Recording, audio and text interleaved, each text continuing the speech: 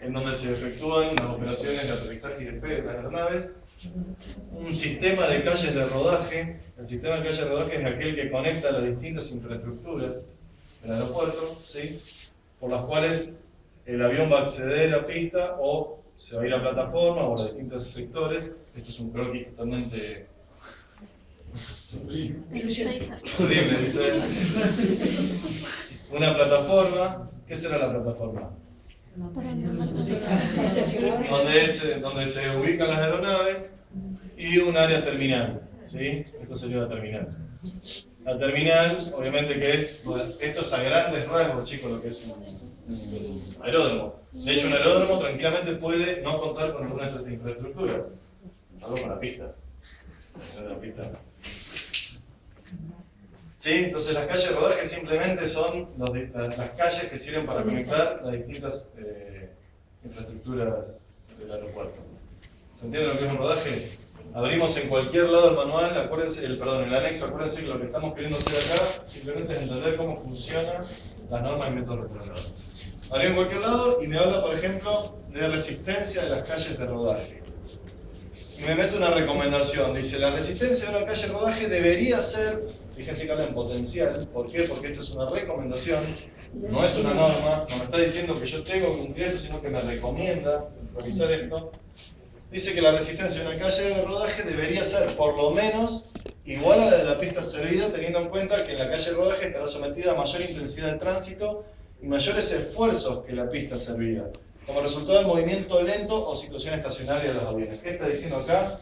Que la resistencia del pavimento que yo tengo que hacer en rodaje tiene que ser por lo menos igual a la de la pista. ¿Por qué? Porque considera que la aeronave cuando pasa por los rodajes está más cargada aún que cuando llega a pista, porque ya en rodaje consumió parte de su combustible. Y además el movimiento es lento, entonces las cargas son estáticas, son estacionarias y el peso lo recibe mucho. Una diferencia que tienen las resistencias de pista es que hay un impacto en pista, ¿sí? Cuando no aterriza tiene impacto. Bueno, entonces nos recomienda eso. Hasta ahí nada. Y abajo dice nota. En el manual de diseño de aeródromos, documento 9157, parte 3, se da orientación sobre la relación entre las resistencias de calle de rodaje y la de las pistas. ¿Sí? Esa es la función de la documentación complementaria. Al principio nos dijo simplemente que tendría que ser por lo menos igual al de la pista servida. Y abajo nos dice que podemos encontrar un texto que nos oriente mejor sobre esta relación que puede haber. ¿Por qué? Porque puede ser el caso en el que uno no esté cumpliendo esta recomendación y diga, bueno, pero yo necesito más información para saber por qué tengo que cumplir esto. Entonces esa información la encuentro en el manual y puede encontrar en el manual una información que le permita justificar por qué quizás él no está cumpliendo esta resistencia. O quizás por qué sí debería cumplirla. ¿Se entiende más o menos cómo es la cuestión de lo que es una norma o método recomendado y para qué sirven los manuales? ¿Está bien claro? Vemos otro ejemplo rápido así en cualquier lado.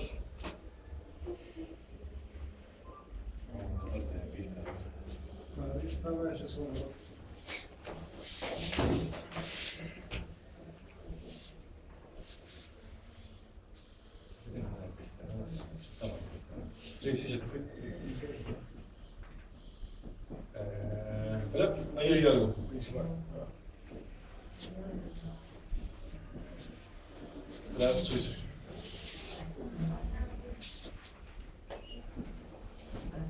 A ver, subí un poquito lo que dice la economía, no tengo mucho.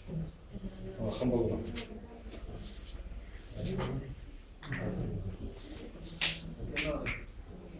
Un poco más, no encontramos nada.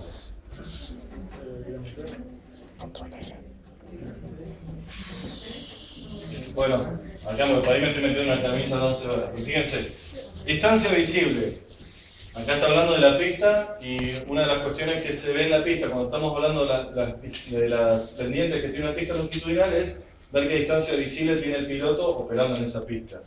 Dice, cuando no se puede evitar un cambio pendiente, el cambio de pendiente longitudinal. ¿Sí? Las pistas tienen, no sé, 2000 y pico de metros, obviamente que no son rectas puras. ¿Sí? Todo eso tiene una serie de pendientes longitudinales. Cuando no se puede evitar el cambio pendiente, el cambio debería ser tal que 3 metros por encima de la pista sea visible todo otro punto también situado a 3 metros por encima de la pista. ¿Por qué pone puntos a 3 metros encima de la pista? Porque es donde está el piloto, más o menos. La cabina del piloto está a 3 metros del suelo de la pista. Entonces dice, como recomendación, dice, mira, si vos no cumplís las pendientes longitudinales, Fíjate que un punto situado a 3 metros de la pista, encima de la pista, puede haber otro punto a 3 metros por encima de la pista, dentro de una distancia igual por lo menos a la mitad de la longitud de pista. Una normativa, chicos, no lo vuelvo loco con esto. Una normativa. Lo que dice abajo es nota. Habrá que tenerse en cuenta que las pistas únicas no disponen de que haya rodaje paralelo a todo lado. No tiene una camisa. Véase el manual de diseño aeródromo. ¿Sí? Voy a dar me metí en una que les tengo que explicar demasiado. Si quieren, esto de abrir al tuntún tendríamos que haberlo pensado mejor. A ver, recomendación, la pendiente transversal. La pendiente transversal. Recreo. Vamos, no hay media. Bueno, unidad de resistencia, los márgenes de pista. Los márgenes de pista deberían prepararse para competir de una manera que puedan soportar el peso de un avión. De nuevo abajo, el manual de diseño aeródromo se da orientación sobre la resistencia de los márgenes de pista. Después lo vemos, chicos, vayan a Ahora sí. miren ustedes el libro. Sí, la idea es que sepan abrir y encontrar la relación que hay entre el anexo y la documentación complementaria. ¿Sí? El anexo me dice qué hacer, y cuando me dice qué hacer, en general abajo aparece un texto, no siempre, por eso tenemos que estar buscando, porque no siempre hay texto informativo. Ay, me encontré uno. Fíjense, cuando el extremo de pista no se dispone una calle de rodaje, ¿qué pasa acá? Yo tengo una aeronave acá, para acceder a cabecera de pista, vendrá para acá, tomará este rodaje y se situará acá. ¿Sí? Hay pistas, cuando vos tenés un nivel de tráfico muy bajo, que no tienen rodaje paralelo a pista, como se llama este rodaje, sino que directamente lo que hacen es inyectarlo a la pista. Imagínense esta situación ahora, sin rodaje, ¿sí? Donde acá tenemos la plataforma directamente. ¿Y qué tendrá que hacer la aeronave? Tendrá que utilizar la pista como rodaje. Tendrá que tomar este rumbo, meterse ya a pista, venir hasta acá, y acá lo que se crea es una plataforma de viraje en pista, que se llama, que es una infraestructura que hace esto. Entonces el track, y se mete, de hecho me parece que es para el otro lado, pero bueno. Me parece que el viraje es para la izquierda, ¿no? El viraje es para la izquierda. La aeronave hace esto, pega la vuelta acá y se enfila para despegar. ¿Sí? Entonces, cuando el extremo de pista no dispone de una calle de rodaje, o sea, cuando no tenemos la situación de rodaje paralelo, se proporcionará una plataforma de viraje en la pista para facilitar el viraje de 180 grados de los aviones. Esta situación. ¿Sí? Se va a proveer que te dice, si vos no tenés rodaje paralelo, para poder usar la pista como rodaje, vas a tener que poner una plataforma para que la nave pueda pegar el viraje. Nota 2. En el manual de diseño. Vamos a empezar ahora con un tema rápido que va a dar Juan Pedro un cachito, que es la codificación de aeródromo, que es parte del temario, ¿sí? Él va a dar un poquito lo que son los códigos base y IATA, así por encima para que entendamos cómo se estructuran esas codificaciones. Después empezamos con el tema de datos de aeródromo, presentamos la publicación de información aeronáutica y terminamos Una cosa respecto a lo que dijo Rafa recién, muchas palabras que por ahí utilizamos nosotros las adquirimos recién en el cuarto o quinto año de nuestra carrera. Una cuestión yo cuando entré a la facultad no tenía ni idea de que era un rodaje, o que era una plataforma. Y preguntando esas cosas lo vas a entender, te vas metiendo cada vez en tema, así que no tengas miedo de preguntar. ¿Sí? Bueno, ¿alguien sabe qué es esto? Código de Siglas de aeropuerto. aeropuertos. Sigla de aeropuerto. No sé. Código de aeropuerto. Código de aeropuerto. Aeropuerto, Aeroparque, Ezeiza, Bien. Córdoba, Mendoza, Salta, Tucumán. Exacto. Eso es un código de aeropuerto. Codificaciones. No son los códigos. Los códigos de aeropuerto, particularmente es el código IATA de los aeropuertos, que es con lo cual las aerolíneas identifican a un aeropuerto. ¿Por qué aerolíneas? Porque ese código lo usa es de IATA. Entonces, ese código es el que usan las aerolíneas. Ahora, si yo les escribo esto, ¿saben qué es? Un código. Otro código. Es otro código. Este es Ezeiza y este. Bien, te pegaste. Este es otro tipo de código, también para aeropuertos, que es el código OASI. Como acá tenemos, codificaciones de nódulos. IATA y BASIC. Ya los mismos nombres del código te dicen más o menos quiénes lo van a usar y en qué circunstancias lo van a usar. IATA regula las líneas aéreas. Todo código que tenga que ver con la aerolínea va a ser IATA. Ya sea el código que te pone en el equipaje, el que está en el boarding pass, el boarding es el boleto de avión, los que muestran en las pantallas de los aeropuertos cuando dicen tal vuelo sale de tal destino a tal destino, todo código IATA. Los códigos que tengan que ver con normativas va a ser todo básico. ¿Por qué? Porque BASIC se encarga de la normativa. Cuando ustedes busquen documentos BASIC sobre algún aeropuerto, nunca van a encontrar un código IATA. Y cuando busquen cosas de aerolíneas, siempre va a tener código IATA, nunca BASIC. El IATA está definido de una manera que sea más sencillo de leer, más fácil de acordárselo, más digerible para el pasajero. Tiene otra configuración que vamos a ver. Básicamente, el objetivo de un código, ¿cuál es? Identificar el aeropuerto. De manera sencilla, de manera de que la comunicación entre aeropuertos y aeronaves, y tripulación y pasajeros sea fácil, didáctica, rápida.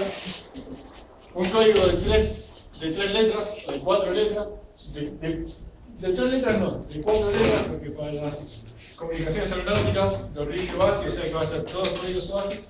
Se puede enviar fácilmente en código Morse. ¿Saben qué es código Morse? Lo vimos la vez pasada, ¿no? Dije, el lenguaje de puntos y rayas. En cambio, decir que el avión está aproximando al aeropuerto internacional de Ezeiza, ministro Pistarini, puntito, puntito, raya, raya, pone sobre y ya sabe que está yendo a ese aeropuerto. ¿Bien? Los usos que tiene, bueno, controlar el tráfico aéreo, como decíamos recién, planificación de vuelo de las aerolíneas, se manejan estos códigos justamente para que sea más fluido, más rápido, más dinámico. Y OASI, a través de esos códigos, esto es puramente OASI, también define, además de aeropuertos, estaciones meteorológicas y centros de control aéreo. ¿Por qué OASI define esto y no IATA? Porque eso se ahí Es internacional. ¿Cómo? Porque es internacional. Es nacional. Vos me gustaba, ¿eh? Porque las situaciones meteorológicas son dentro del aeropuerto, no en la aerolínea. Exacto. Porque esto tiene que ver con todo lo que es la planificación de vuelos. Y la planificación de vuelos está regido por quién? Por OASI, no por IATA. Entonces IATA no se va a encargar de definir la estación meteorológica. No le interesa tampoco a la aerolínea saber cómo se llama aquella estación. Esa es información que el aeropuerto le va a brindar a la aerolínea directamente. El código IATA, como saben aquellos, es un código de 3 caracteres, 3 letras. Son decididos por IATA, no son únicos. Imagínense con la cantidad de campos de vuelo que hay en el mundo. Ojo, no todos los campos de vuelo tienen código IATA. ¿Por qué se imaginan que no todos tienen código IATA? Que todos no llegan a ser aerolíneas. Exacto. O son algunos tan chicos que no les interesa la aerolínea hacer un vuelo por día y por ahí el único vuelo es LADE, de un estado o de una aerolínea chiquita, que a IATA como organismo le interesa identificar ese aeropuerto. Bueno, como decíamos, más allá de eso, que no todos tienen código IATA, algunos se repiten, 320 aproximadamente, 323 decía, pero a mí me gustó 320 más redondo. Se repiten. ¿Y cómo es la construcción? Son, si se puede, pero en primera instancia, 3 letras de la ciudad donde está el aeropuerto. Preferentemente las 3 primeras, como el caso de Ezeiza. Todos vieron ese allá y se imaginaron que era Ezeiza, por deducción. Si no se ponen las 3 letras, porque no siempre se va a poder, 3 letras del nombre de la ciudad, preferentemente. Este se imaginan de cuál puede ser. Barcelona. Bien. Barcelona. ¿Este? Múnich. Múnich. Muy bien. ¿Y este? Muy bien. Yo en la mañana voy a acordar cuál era FTE. Pero, ¿por qué puse FTE? Lo busqué a propósito, porque fíjense que estos 3 salen fácil, pues ya las primeras 2 letras se identifica una ciudad importante. En cambio, ¿qué pasa con Calafate? Cal no es, seguramente sea de Calcuta o de California, un aeropuerto muy importante, porque es fácil de decir donde llegan muchos aeronaves. Pero fíjense que sigue repitiendo la primera instancia de IATA, que mantiene 3 letras que están dentro del nombre de la ciudad. ¿Qué pasa si esto no se puede? van a ser 3 letras que identifiquen al aeródromo en sí. Todo aeródromo tiene un nombre propio. Ezeiza se llama Mirto Pitalini, Aeroparque se llama Aeroparque Jorge Newbery. Entonces fíjense, la segunda opción va a ser el aeropuerto, no la ciudad. AEP, que es Aeroparque, que está en Buenos Aires, pero se llama Aeroparque. JFK, que es el John Fitzgerald Kennedy, que es el de Nueva York, no tiene la sigla de Nueva York, sino el aeropuerto. Y Charles de Gaulle, que es el aeropuerto de París, que tampoco tiene las letras de la P, la I y la R, que sería París así de toque. Pero como es un aeropuerto importante, conocido por su nombre, se le pone la letra del nombre del aeropuerto. ¿Alguien sabe quién tiene la sigla BUE? Buenos ¿Cómo? Aires. ¿Cómo, profe? La sigla BUE. B, Sí, Buenos Aires. U, E. Pero dijimos que Buenos Aires tiene AEP para Aeroparque y S para Ezeiza.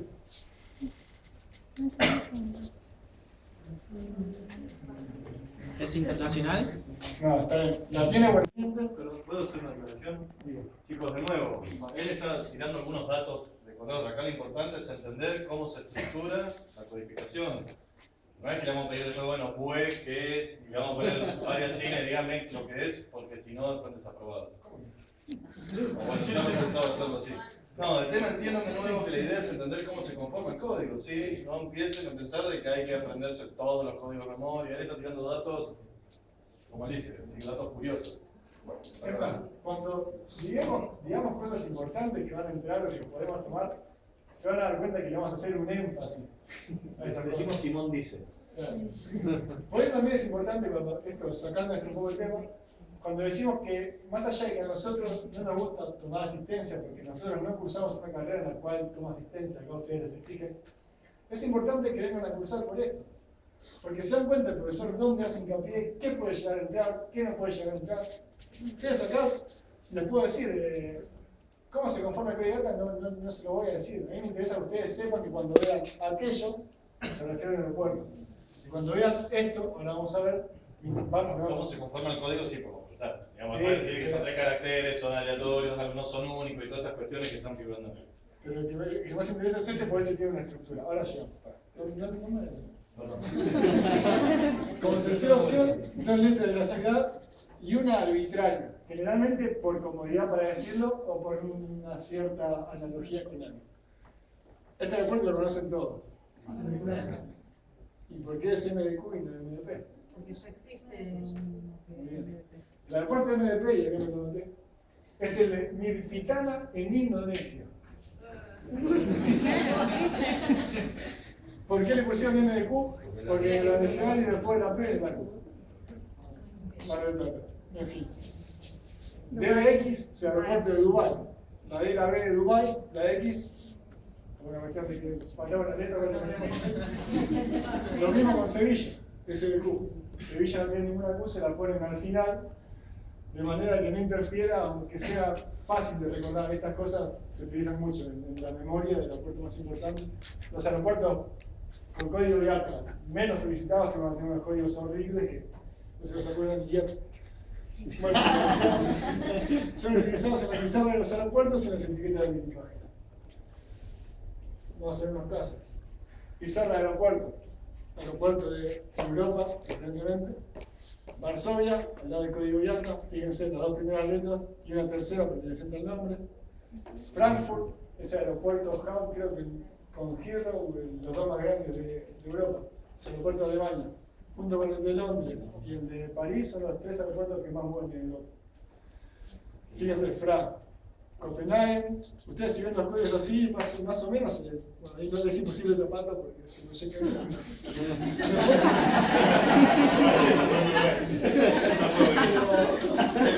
Exceptuando estos 2 que son difíciles, yo sigo creyendo tapar.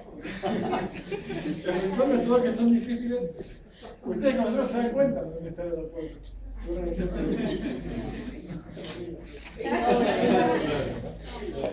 Cosa que no vamos a acordar del programa. ¿Te imaginas que fuera un viernes? No. Por favor, en paz. Yo no sé qué código aparece. IATA, London Heathrow, Ezeiza, todo el código de aeropuertos en formato IATA. Etiqueta de equipaje.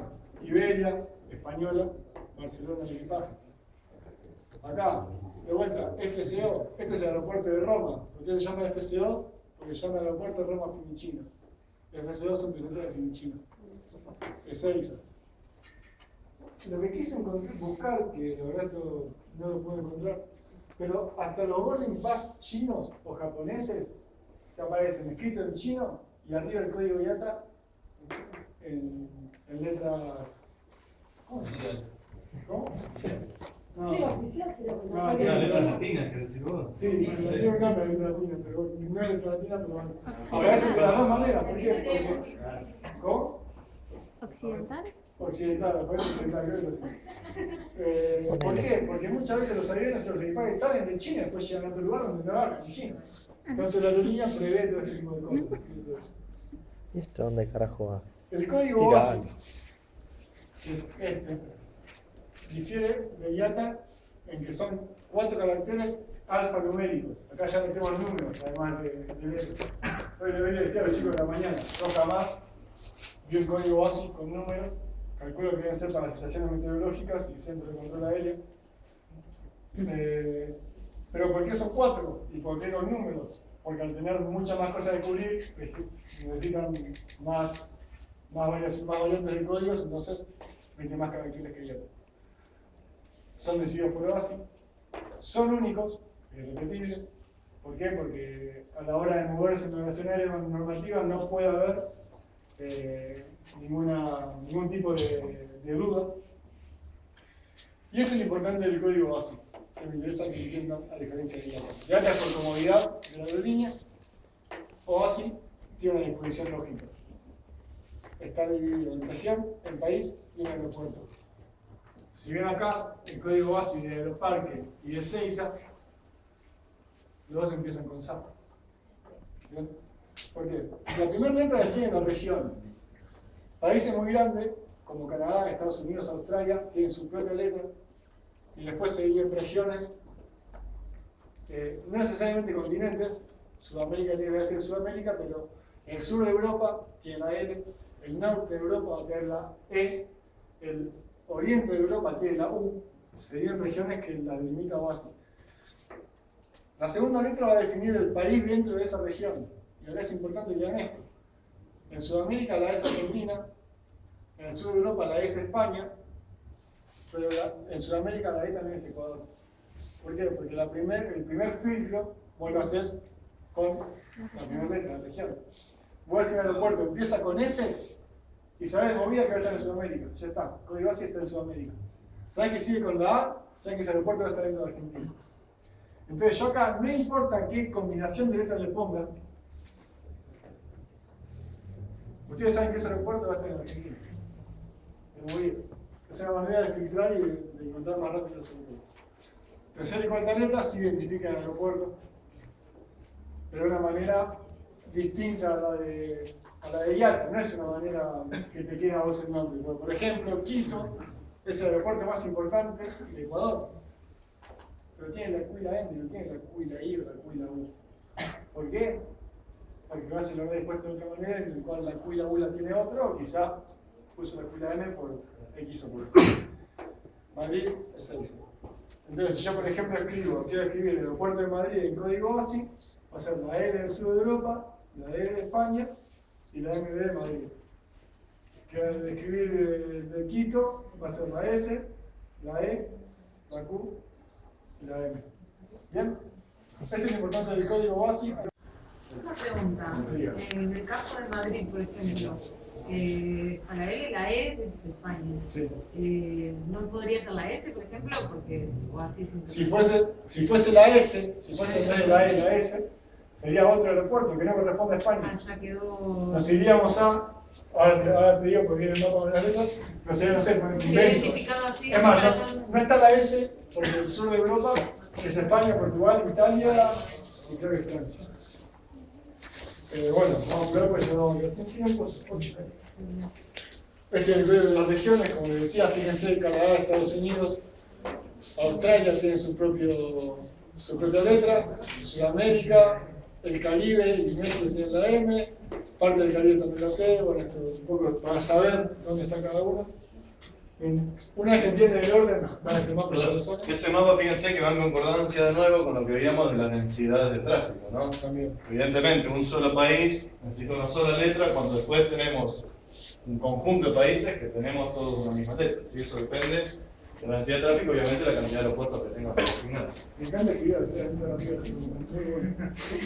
No quieras arreglar ahora que quisiste tapar el proyector poniéndote adelante. Porque mañana no vamos a reír mucho de eso.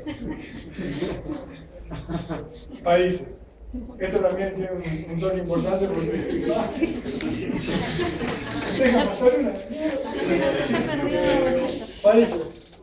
Generalmente, que no te dije en la mañana, Canadá, ¿Qué te pides de la mañana? Estados Unidos y Australia, las 3 letras que sean el código BASIC, generalmente son el código IATA, si se puede. Por una cuestión de que OASI, como manejan tantos de esos aeropuertos, OASI dice, bueno, para que la gente, digamos, para no mezclar tanto, como acá faltan 3 letras, pues ya la primera letra es única, hay que definir después un país, metemos el código IATA siempre que se puede. Y después lo importante es esto, por ejemplo, Brasil y Rusia tienen ellos mismos la subdivisión de regiones. Entonces, a la hora de buscar un aeropuerto en Brasil, si empieza con la S y sigue con la S, vos sabés que está en Brasil, pero en la zona sur de Brasil. ¿Me explico? Esto es lo lógico que tienen, bueno, los países Uruguay. China, Rusia, Brasil, etc. Sudamérica, Uruguay. Pero bueno, estas son las regiones de los aeropuertos. Ah, bien ahí. Sepan que existen, sepan la diferencia entre uno y otro, el porqué, el orden lógico, y seguimos con la otra cosa. ¿Se entendió? ¿Se alguna duda de esto, chicos? ¿Sí? Bueno, vamos a empezar entonces con la última parte de la clase. Lo que vamos a ver ahora es todo el tema de datos de aeródromos, ¿sí? En general lo que vamos a ver hoy, ¿se acuerdan que decíamos que un Estado asume ciertos compromisos cuando firma un convenio, que esos compromisos surgen después de los anexos, que te dicen qué normas y métodos recomendados tenés que aplicar? El capítulo 2 lo que habla justamente es sobre todos los datos sobre aeródromos que el Estado se ve obligado a publicar. ¿Por qué se va obligado a publicar? Porque justamente va a ser una información necesaria para la seguridad del vuelo, para las operaciones, etc. ¿Sí? Entonces la idea de hoy, y esto ya es tema de hoy, datos sobre aeródromos, y vamos a terminar haciendo la presentación de un documento en particular, que ya se lo mencioné varias veces, que es la publicación de información aeronáutica, que es uno de los varios documentos que emite el Servicio de Información Aeronáutica. ¿Sí? Como objetivo de la presentación es simplemente definir criterios generales asociados a los datos sobre aeródromos, además se presenta la estructura del documento, y acá lo que hablamos es que la presente es desarrollar un marco conceptual y solo expondremos los casos que tienen que ver con la actividad de infraestructura aeroportuaria, que es lo que nos compete en esta cátedra. ¿Por qué le digo esto? Porque en el IP vamos a encontrar, en la publicación de información aeronáutica, vamos a encontrar mucha más información que no tiene solo que ver con la infraestructura aeroportuaria, la que nosotros por este momento vamos a dejar un poco al lado, ¿sí? Datos sobre aeródromos. Espera, ¿me pusiste la parte 2 primero?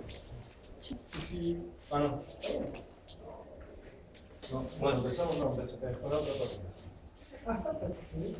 Perdón, yo pensé que estaba mucho más adelantado. Porque el tema es así, en el capítulo 2, cuando ustedes se fijan en el anexo 14, empieza hablando sobre niveles de integridad, sobre cómo se tienen que medir las coordenadas geográficas, y después detalla todos los elementos que hay que publicar. A mí me parece que es mejor encarar de la manera de que primero detallemos todo lo que tenemos que publicar, y después vemos con qué nivel de integridad le damos a cada cosa, si no va a quedar un poco vacío. ¿Sí? Las primeras terminas son lo mismo. Datos generales. Esto, chicos, esta semana muestra todo lo que el anexo 14 en su capítulo 2 dice que la autoridad nacional tiene que publicar información referida a todos estos temas, ¿sí? Punto de referencia del aeródromo, elevaciones, temperatura de referencia, lo digo rápido porque ahora vamos a ir pasando uno por uno, ¿sí? Dimensiones del aeródromo, resistencia de los pavimentos, emplazamiento para verificación del altímetro, distancias declaradas, condiciones del área de movimiento, retiro de área utilizada, salvamento, sistema visual indicador de pendiente de aproximación y la coordinación que tiene que haber entre la autoridad del servicio de información aeronáutica y la autoridad del aeródromo.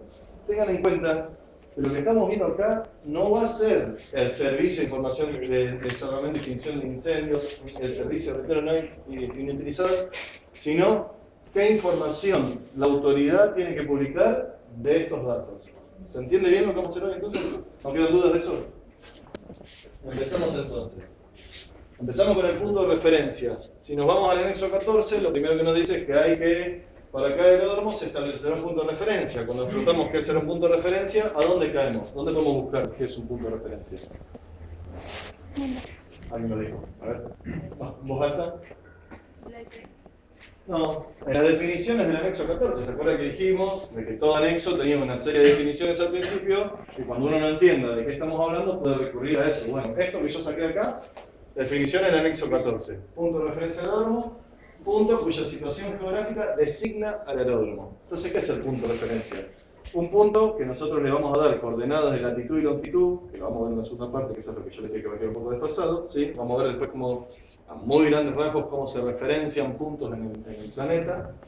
¿Sí? Es un punto de referencia que vamos a dar una ubicación geográfica para decir, bueno, el aeropuerto va a estar ubicado acá. ¿Sí? Ese es el punto de referencia. Simplemente para que alguien pueda cargar esas coordenadas en un GPS, en el Google Earth, donde sea, y te lleve navegando hasta ese lugar. ¿Sí?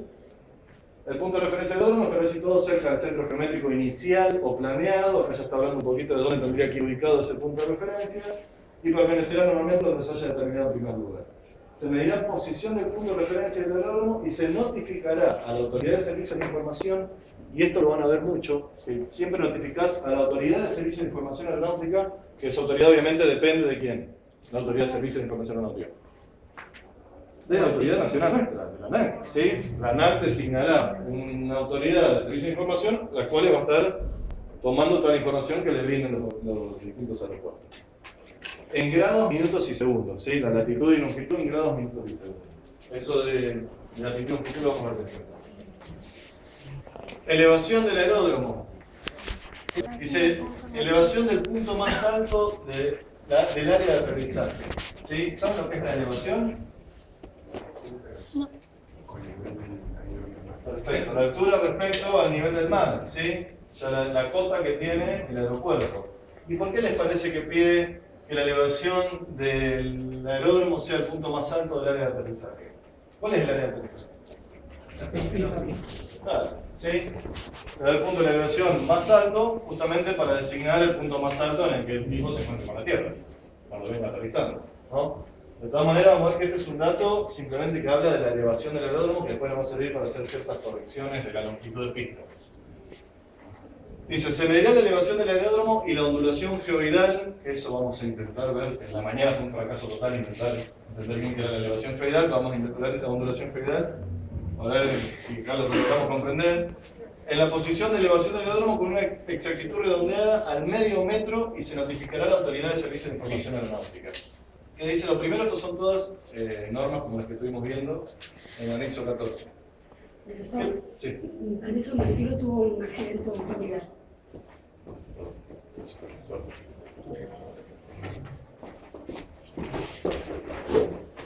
¿Tenés cómo ir? Sí, sí.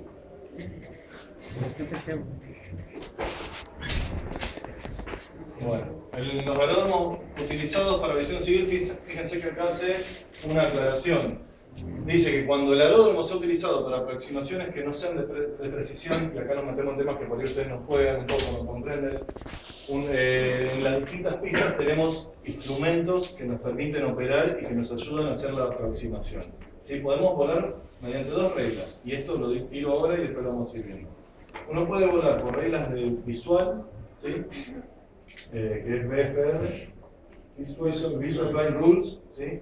Reglas de vuelo visual, e IFR, que es reglas de vuelo por instrumentos. Cuando el piloto no solamente vuela el visual, el piloto vuela, obviamente que son aeronaves de bajo porte, vuela bajo el criterio de yo soy visto y estoy viendo. O sea que así se arregla el espacio aéreo.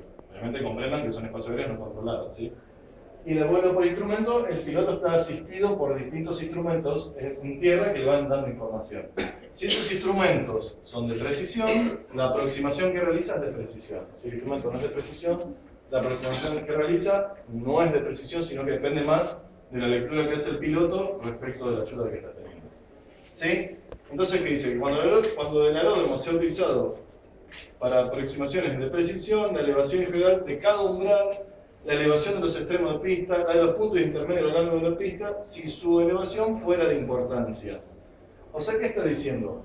que si el aeropuerto ya va a ser para aproximaciones por instrumentos de no precisión, ya no solamente tengo que medir y publicar la elevación del aeródromo, sino toda elevación que considere de importancia la autoridad. Por ejemplo, la elevación del umbral, de los extremos de pista, de los puntos intermedios de la pista, si es que estos tienen una cota de importancia. ¿Se entiende la diferencia? ¿No? Me queda en duración general.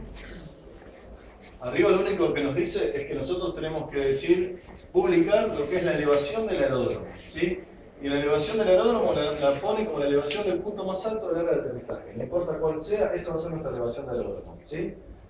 Ahora, si tu pista y tu aeropuerto recibe aproximaciones de no precisión, además de esto, tenés que publicar la elevación y ondulación general de los extremos de pista, de los puntos intermedios a lo largo de la pista, es decir, en un área de, o sea, la pista ustedes acá, pónganse que este es el punto más alto. Bueno, si la pista es de precisión, tendrán que dar la ondulación de los umbrales, la elevación de los umbrales, de los extremos de pista. Profe, eso es cuando los aeropuertos no tienen los instrumentos para darle al piloto, digamos, para que tenga buena precisión. Cuando uno tiene una pista, se define qué tipo de aproximaciones puede hacer. Cada pista está con una definición. Si esta pista acepta aproximaciones de no precisión, ¿eso qué significa? Que tiene instrumentos de no precisión para asistir al piloto. Otras pistas tendrán instrumentos de precisión, que son el ILS o el MLS. Por supuesto que los aeropuertos de gran movimiento necesitan instrumentos de precisión porque aceleran todo el proceso de aproximación, ¿sí? Serán equipos caros, que habrá que mantener, pero que aceleran lo que es la capacidad de pista, un poco lo que hablamos en el recreo. Una cosa, profe. Sí. Además del aeropuerto, también tiene que contar con la instrumentación de la nave. Porque no tiene sentido tener un ILS para aproximar sin ver nada, y viene con un Cessna 152 que tiene un altímetro, un barómetro, una brújula y no te sirve. Entonces, depende del avión y depende del aeropuerto. Bueno, y fíjense, capaz que acá se entiende un poco mejor a lo que apuntamos. Que las pistas de aproximaciones de precisión quiere decir que necesitamos datos mucho más exactos. Antes de entrar acá, fíjense que acá decía se medirá con una exactitud redondeada al medio metro. Lo mismo que acá, al medio metro se redondea la exactitud, ¿sí? Pero para las pistas de aproximación por precisión se va a publicar la elevación y ondulación geoidal del umbral, elevación de los extremos y máxima elevación de la zona de toma de contacto. Se medirá con exactitud redondeada al cuarto del metro, ¿sí? La exactitud que te pide, si vos vas a tener un aeródromo que tiene una pista de aproximación con precisión, te está pidiendo que des datos más precisos, ¿sí? No hace falta que aprendan de memoria estas cosas, simplemente que vayan entendiendo que las cosas, en función de qué situación tenés en tu aeródromo, la norma te va indicando ciertas cosas, ¿sí? Ustedes tienen que entender que la elevación del aeródromo tiene que ser publicada por la Autoridad de Información Aeronáutica. Temperatura de referencia del aeródromo. Para cada aeródromo se determinará la temperatura de referencia en grados Celsius. Eso dice la norma. Y abajo acá hay una recomendación que dice: la temperatura de referencia del aeródromo debería ser la media mensual. A ver si entendemos esto. ¿Saben lo que es una media mensual? Es el promedio de temperaturas que hubo en el año, ¿sí? Se miden todas las temperaturas, se le divide por la cantidad de mediciones que hice y esta es la temperatura promedio de su año, ¿sí? Como si quisiese sacar el promedio de edad en esta sala. Sumo todas las edades de ustedes, las divido por la cantidad de personas que tengo y tengo una edad promedio, ¿sí? Esa sería el promedio. ¿Entienden? Dice entonces que la temperatura de referencia, y me interesa que entiendan esto por una cuestión, debería ser la media mensual de las temperaturas máximas diarias correspondientes al mes más caluroso del año. Es decir, no me está diciendo que yo saque el promedio de todas las temperaturas de todo el año y diga que esa es mi temperatura de referencia del aeródromo, sino que me está diciendo, agarrar el mes más caluroso del año. Supónganse que estamos en este caso, enero, ponemos el más caluroso. De todos los días de enero, sacar las máximas temperaturas que tuviste y hacer un promedio de esas máximas. Esa va a ser nuestra temperatura de referencia. La pregunta sería, ¿qué les parece? ¿Esa temperatura de referencia va a ser mayor, igual o menor que si yo tomo la temperatura media de todo el año? Mayor, perfecto. ¿Les parece por qué está tomando un valor tan conservativo de irse tan arriba? Por ejemplo, en vez de decir la mañana, yo me imagino que la temperatura de referencia de Seiza debe andar cerca de los 30 grados. ¿Por qué? La pregunta sería, ¿en qué afecta a la aeronave, a la operación de la aeronave, la temperatura? Sí. Lo tenés que someter al máximo riesgo de la aeronave. Si no tomo Las presión, temperaturas elevadas lo que hace es que la densidad del aire cambie, chicos. La densidad del aire, ¿qué se vuelve? El aire se vuelve menos denso porque el aire se expande cuando aumenta la temperatura. Y como ella dice, un motor que chupa un volumen de aire, si tiene menos densidad de aire en ese volumen que toma, empuja menos, tiene un desempeño menor. Pero además de eso que estoy diciendo ella, que es cierto, la aeronave también vuela gracias al roce del aire con las alas, que es la que genera la sustentación. Entonces, si yo tengo menos densidad de aire, voy a necesitar mayor velocidad para lograr la misma fuerza. ¿Se entiende eso? ¿Por qué la temperatura es necesaria para las operaciones? Entonces, como uno cuando diseña una pista está pensando en la operatividad de la aeronave, lo que hace es decir, bueno, la temperatura de referencia que sea bien alta. ¿Por qué? Y porque después de última estoy por debajo de esa temperatura y yo de última, mi aeronave se desempeñará mejor que si la temperatura fuese más alta. ¿Qué quiero decir? Imagínense que yo tengo una temperatura de referencia en lugar de la que decíamos la media. Y diga, bueno, mi temperatura de referencia acá en Ezeiza será de 17 grados. Imagínense que sacamos la media anual y nos da 17. La mayoría de los días, por lo menos la mitad, van a estar por encima de los 17 grados. Entonces la aeronave va a estar operando en condiciones para las cuales el aeropuerto no fue pensado. ¿Sí? Puede ser que la aeronave necesite más requerimientos de lo que se le está dando. ¿Se entiende? Entonces la temperatura de referencia es una temperatura en general bien alta. ¿Para qué? Para que la operación del aeropuerto en el año, en un gran porcentaje, sea siempre por debajo de esa temperatura de referencia. Y en el silencio se puede. ¿Se entendió? Si es muy por debajo, eso tampoco influye. Si es muy baja la temperatura. Ah, bueno, después podemos empezar a pensar en la operatividad real del aeropuerto. Si tenemos nieve y se nos congeló la pista, no podemos operar. Hablando más que nada de lo que tiene que ver en la generación de la sustentación y el empuje de los motores. Simplemente hablando de eso. Pero si la temperatura es muy baja sin nieve, digamos, sí. ¿También no influiría en el vuelo del avión? No lo afectaría en cuestiones de... No, las correcciones por temperatura se hacen cuando se supera la temperatura de referencia. Sí. Digamos, lo que la temperatura vos te limita es la longitud de pista necesaria para que la aeronave despegue. ¿Bien? A mayor temperatura vas a necesitar más longitud de pista. Si yo diseño mi pista por una temperatura elevada, de manera que las aeronaves puedan operar ahí, si yo tengo temperatura más baja que la que yo diseñé, a lo sumo utilizaré menos pistas. En vez de despegar aquel avión, va a despegar acá. Ah, por eso se refería a lo que es la pista. Exacto, Ah, exacto. sí. Sí, no me hice entender. Claro, no, se entendía la operación del avión. Claro, la operación me refería a la distancia de pista que necesita para despegar. Digamos, a menor densidad de aire, como decía él, precisa más velocidad del avión. Claro. Para ganar más velocidad necesita más pista, más recorrido de pista. Y además los empuje del motor es menor por lo que contaba ella, ¿sí? Y estos Bueno. días en diciembre que hizo tanto calor, ¿se afectó las operaciones? No, bueno, en eso entra, perdón, Marisi, no sé si querés meter una cucharada de vos. Sí, normalmente afecta cuando hay temperaturas elevadas, porque hay que hacer correcciones en la aeronave, en el peso más que nada. Y nosotros como despachantes lo que tenemos que tratar ese día es que esa aeronave despegue. Al tener una temperatura elevada, ¿qué tenemos que hacer? Descargar o bajar pasajeros, o bajar cargas. Penalizan con peso, ¿sí? Se analiza, sí, la temperatura de referencia normalmente es importantísima en todos los aeropuertos. Temperatura baja, como dijo acá el caballero, no afecta a la aeronave. No hay que hacer tipo de corrección, salvo si hay nieve o si hay agua. Una cosa que iba a decir, siempre que hablemos de diseño, tanto de pista, de operación, de lo que sea, siempre está todo diseñado para lo que se llama MTOW, que es el Maximum Take Off Weight, es el máximo peso con el que la aeronave puede despegar. Siempre que hablemos de diseño va a ser para esto. Si hay que penalizar algo, siempre lo que va a ser bajar este peso. Roger la clase pasada dijo que cuando uno tiene un avión, la idea es ese avión meterle más carga paga, porque es lo que a vos te da rentabilidad. Si vos penalizás esto, estás ganando menos plata. Pero a veces, como decía recién Diego, hay que bajar esto porque si vos tenés una temperatura de referencia de 34 grados, pero ese día te hicieron 37, la pista no te va a alcanzar para despegar con esto. Lo vas a tener que bajar sí o sí no vas a despegar. Eso tiene todo un cálculo asociado en el cual ustedes cuando se hace el plan de vuelo, se calcula todo ese tipo de Lo cosas. que es importante que ustedes lo sepan. En realidad se llama carga permisible. Nosotros ahí tenemos una diferencia a veces con los ingenieros, que el avión tiene la performance del avión, tiene una carga máxima de tanto.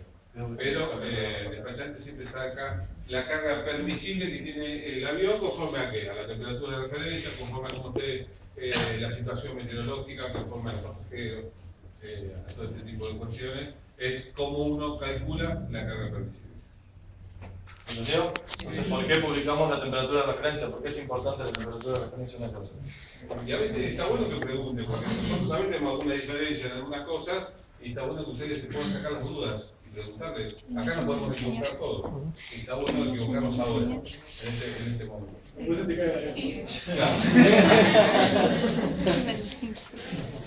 Bueno, vamos a darle esta parte por ahí media pesadita.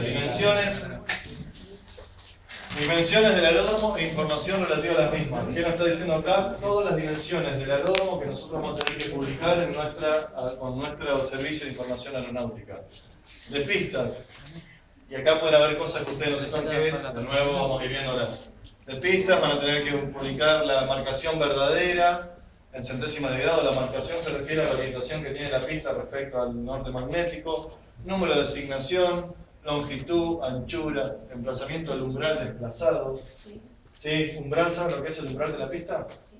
Como tiene una pista, en general una pista opera para los dos lados. ¿Sí? Entonces tenemos dos umbrales y dos extremos. Si yo estoy operando en aquel sentido, este será mi umbral, de donde sale la aeronave, y este será mi extremo de pista. Y si yo estoy operando en otro sentido, este será mi umbral, y este será mi extremo de pista. ¿Se entiende? ¿Sería como de largada? Bueno, si lo decís en el aeropuerto no lo digas así porque van a mirar con un poco. Se llama umbral de pista. Sí. No sé. También tenemos que dar información respecto a lo que son las franjas, áreas de seguridad en la pista y zonas de parada. Estas son todas zonas asociadas que vamos a ver qué utilidad tienen dentro del aeropuerto. De las calles de rodaje, lo que queríamos ver el sistema de rodaje, también la designación que tiene cada calle de rodaje, porque cada calle de rodaje tendrá un nombre para poder decirle al piloto tome, rodaje, K. Bueno, no se dice K, pero se utiliza el alfabeto aeronáutico, que no sé si lo conocen. A mí en general no me gusta hablar de eso. Porque decís K, pero... Designación, anchura y tipo de superficie. El tipo de superficie, por supuesto, si es pavimento rígido, pavimento flexible, que ahora lo vamos a ver. La plataforma, ¿saben lo que es la plataforma? Recién lo charlamos. Zona libre de obstáculos, las ayudas visuales y todas las aproximaciones que tengan. Emplazamiento y radiofrecuencia de todos los puntos de verificación del BOR. ¿Alguien sabe lo que es el BOR? El BOR es, ¿alguien sabe? ¿Qué es el BOR? Un aparato que emite una señal de radio. Perfecto. Distancias al metro pico en relación de los extremos de pista correspondientes a las pistas que utilizan ILS y MLS, que son esos instrumentos de aproximación de precisión que les decía. Se medirán las coordenadas geográficas de cada umbral y se notificará a la autoridad de servicio de información aeronáutica en grados, minutos, segundos y centésimas de segundo, que dé mucha precisión en la ubicación de los umbrales. Coordenadas geográficas de los puntos apropiados del eje de calle de rodaje, ¿sí? Que ubique geográficamente dónde están los ejes de la calle de rodaje. Coordenadas geográficas de cada puesto de estacionamiento, ¿sí? Ustedes saben de que un aeropuerto tiene que declarar cada puesto de estacionamiento que tiene, para qué aeronave está pensada ese puesto de estacionamiento, y obviamente la ubicación geográfica, cuando habla de coordenadas geográficas, es decir, dónde está ubicado, ¿sí? De nuevo latitud y longitud. Y coordenadas geográficas de los obstáculos en una serie de áreas que no voy a poner a detallar acá porque eso es un tema un poco engorroso, pero simplemente entiendan de que hay ciertas áreas definidas, como el área 2, el área 3, donde uno tiene que publicar todos los obstáculos que tenga. ¿Por qué? Porque está bien que el piloto que viene a operar tenga todo el cronograma de obstáculos que están afectando la operación normal de esa aeronave. ¿Sí? ¿Hasta acá alguna duda? Bueno, también tienen que se acuerdan de la lista que dio al principio, también se tiene que publicar la resistencia de todos los pavimentos que estén en el aeródromo, ¿sí? Y dice que para eso se obtendrá resistencia de un pavimento destinado a aeronaves de masa en plataforma, o sea que cuando están parados en plataforma su masa sea superior a 5.700 kilogramos. Siempre que nuestro aeródromo opere una aeronave cuyo peso en plataforma supere este valor, tendremos que publicar la resistencia de pavimentos que tenemos. Esto que voy a explicar ahora es más o menos lo que es el método que utiliza OASI para medir la resistencia de pavimentos, que nosotros no se la vamos a medir, pero sí que se entienda un poquito de esta manera. Entiendan que para cada pavimento, fíjense que el método se llama número de clasificación de aeronaves, número de clasificación de pavimentos. ¿Qué significa? Que a las aeronaves le vamos a sacar un número de clasificación y al pavimento que tengo le vamos a sacar otro número. El del pavimento se llama PSN y el de la aeronave se llama ACN. Y después, ¿qué vamos a hacer? Vamos a comparar estos dos valores, ¿sí? Son valores. El de PSN será el valor que te diga qué resistencia tiene el pavimento, y el ACN será el valor que te dice qué resistencia necesita la aeronave. No sé si se entiende la diferencia entre los dos valores. Queda bien claro. El PSN es de pavimentos, de pavement, ¿sí? Y este es de aeronave. Entonces, el número del pavimento va a decir qué resistencia tiene el pavimento. El número de la aeronave va a decir qué resistencia requiere la aeronave. Entonces, acá fíjense que dice: el número de clasificación de pavimentos PSN notificado indicará que una aeronave con número de clasificación de aeronave ACN igual o inferior al PSN podrá operar en ese pavimento, ¿sí? ¿Qué significa? Que el ACN después tiene que ser menor o igual al PSN, ¿sí? Para que la aeronave pueda operar. ¿Se entiende? Eso es el ACN, el método ACN-PSN. Entonces, ¿qué nos va a pedir la autoridad que nosotros informemos siempre que tengamos nuestra aeronave de mayor de 5.700 kilogramos? El número de clasificación de pavimentos, tenemos que declarar qué PSN tenemos de toda la infraestructura, porque ahora vamos a ver que las plataformas no tienen en general el mismo paquete estructural que las pistas o los rodajes. El tipo de pavimento para determinar el valor ACN-PSN, categoría de resistencia del terreno de fundación. El terreno de fundación es el terreno que está abajo. Obviamente que un terreno arcilloso, por ejemplo, tiene mucho menos capacidad portante que un terreno rocoso, ¿sí? Eso quizás es más para la ingeniería civil. De hecho, todo este tema dedica más a la ingeniería civil. La categoría o valor de la presión máxima permisible de los neumáticos y el método de evaluación que se ha utilizado. ¿Todo esto de qué manera? Mediante una codificación que es esta. Vieron que nos pedía que publiquemos estas 4 cosas: tipo de pavimento, resistencia al terreno, presión de neumáticos y método de evaluación. Tipo de pavimentos encontramos 2. Rígido, cuya clave es R, y flexible, cuya clave es F. Nosotros hablamos mucho de pavimento rígido y pavimento flexible, y ustedes en general solamente lo conocen como losa de hormigón, al pavimento rígido, ¿sí? Y el flexible vendría a ser lo que es el asfalto que conocemos nosotros, ¿sí? Más o menos ahora cuando veamos una foto seguramente se entiende mejor. La resistencia al terreno la vamos a codificar en 4 casos: alta, mediana, baja o ultra baja, A, B, C o D. La presión de los neumáticos que voy a utilizar será alta, mediana, baja o ultra baja, W, X, Y o Z. Y el método de evaluación podrá ser un método técnico de evaluación o un método experimental, ¿sí? Entonces, ¿qué termina publicando uno? Este código.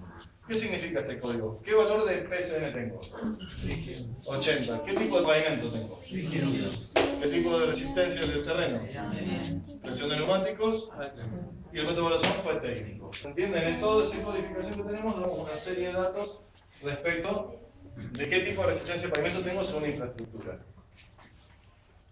Yo de esto tampoco soy un gran conocedor de la materia, pero lo que sí tengo bien entendido es que el hormigón tiene una buena capacidad portante para las cargas estáticas, ¿sí? El hormigón es muy duro, no se dice que el hormigón es simplemente el cemento con una serie de hierros metidos en el medio que genera una resistencia muy grande, pero es frágil, ¿sí? Se quiebra.